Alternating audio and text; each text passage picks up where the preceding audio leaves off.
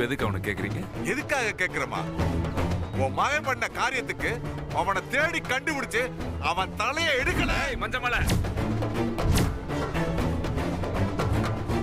தேவையில்லாம இங்க வந்து வார்த்தையை விட வேண்டாம் சொல்லிவிட்டேன். இப்ப எதுக்கு இங்க வந்து பிரச்சனை பண்ணிட்டு இருக்க? முதல்ல என்ன காரணம்னு சொல்லு. காரணம் தெரியணுமா? விடிஞ்சல இருந்து என் வீட்டுல என் மகளா காணாமையா?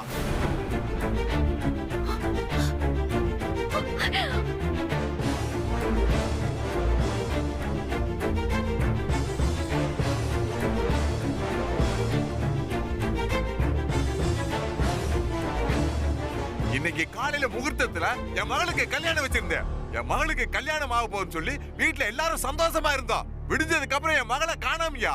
இதுக்கெல்லாம் காரணம் வேற யாரும் இருக்க முடியாது. இந்த காரியத்துக்கு பின்னாடி உன் மகன் தான் இருக்கணும்.